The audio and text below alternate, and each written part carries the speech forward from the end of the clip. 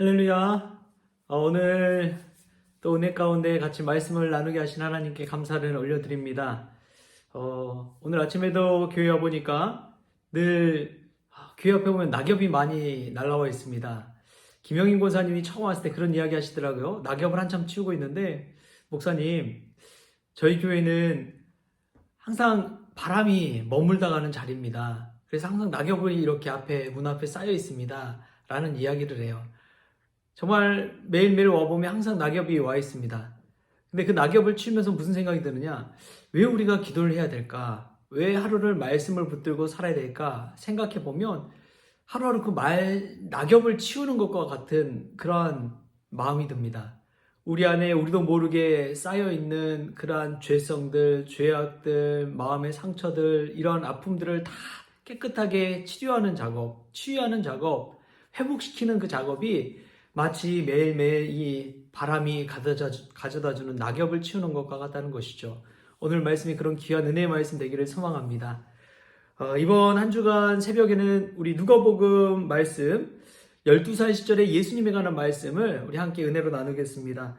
누가복음 2장 41절부터 47절까지의 말씀입니다.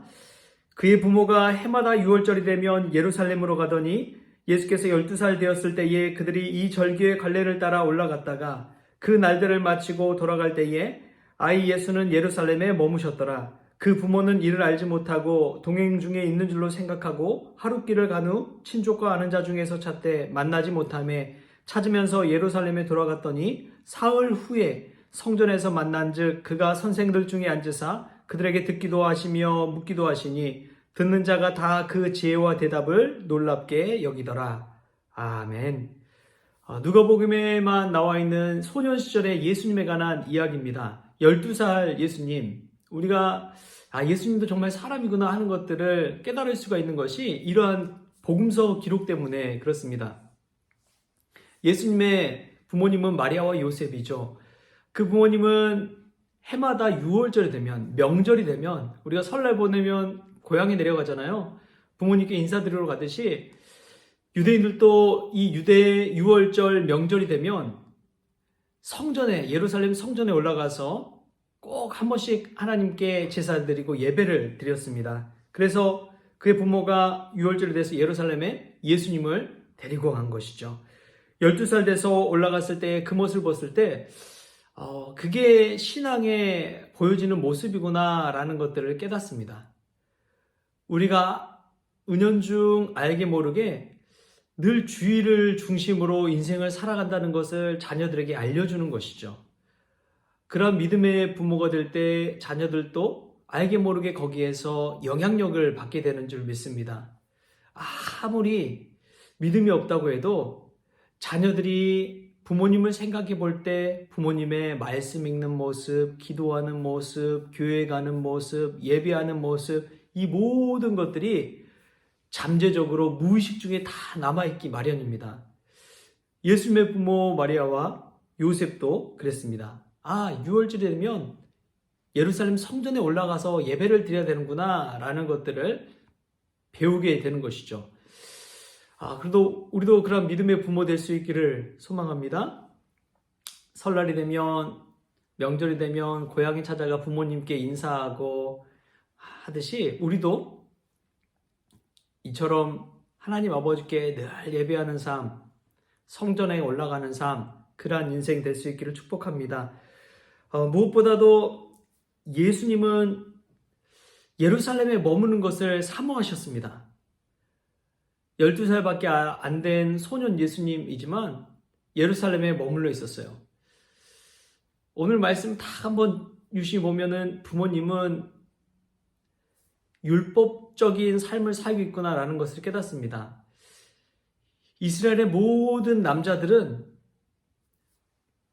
1년에 3차례씩 예루살렘 성전에 올라가야 된다고 율법은 말씀하고 있습니다. 그래서 해마다 관례가 되어서 거기를 올라간 것이죠. 그런데 예수님은 그 관례에 머물기를 원하지 않으셨습니다.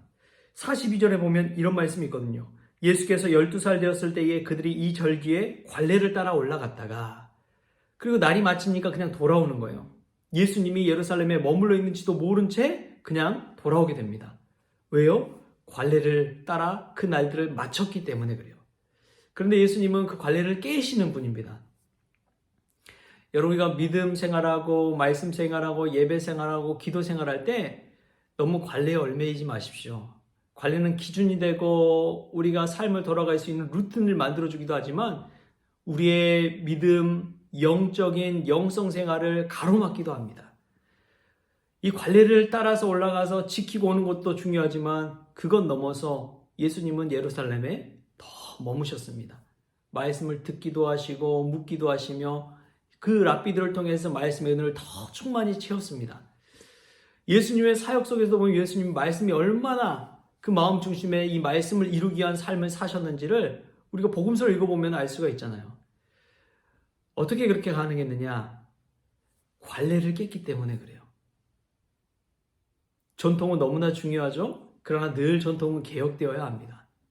그래서 저희가 믿는 이 장로교도 개혁교단이에요.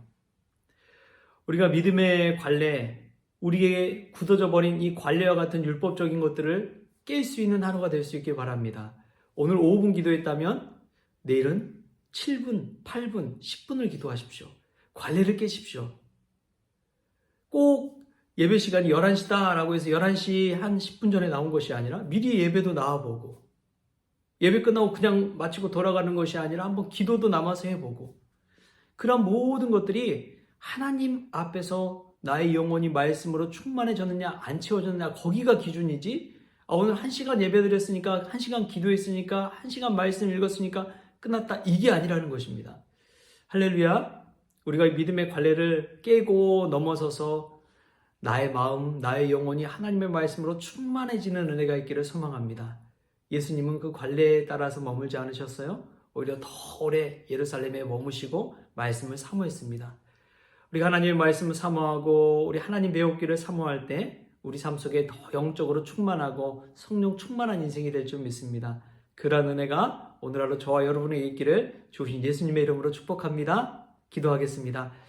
하나님 감사합니다. 귀하고 복된 날 주시니 감사합니다. 우리가 굳어져 버린 신앙생활하는 것이 아니라 때로는 하나님의 말씀으로 충만히 채워질 때까지 기도하게 하시고 그 말씀이 나의 영을 변화시키고 나의 생각을 고정시키는데 아버지 하나님 쓰여지는 것이 아니라 그 말씀이 나의 삶을 나의 고정관념을 완전히 산산조각내는 그 시간까지라도 주의 말씀을 충만히 채워갈 수 있는 주의 말씀을 들을 수 있는 우리 성원 가족들 다 되어지게 하여 주옵소서. 추운 날씨 가운데서도 건강 지켜주시고 설 명절 이후에 후유증도 없게 하여 주시고 또 가족과의 삶에서 또 일상으로 돌아올 때에 일상의 감사함도 회복되어지는 귀한 역사가 있게 하여 주옵소서. 또 추운 추위 가운데 건강 지켜주시기를 간절히 원하옵고 거룩하신 예수님의 이름으로 기도합니다. 아멘. 오늘도 주님과 동행하는 복된 날 될 수 있게 축복합니다.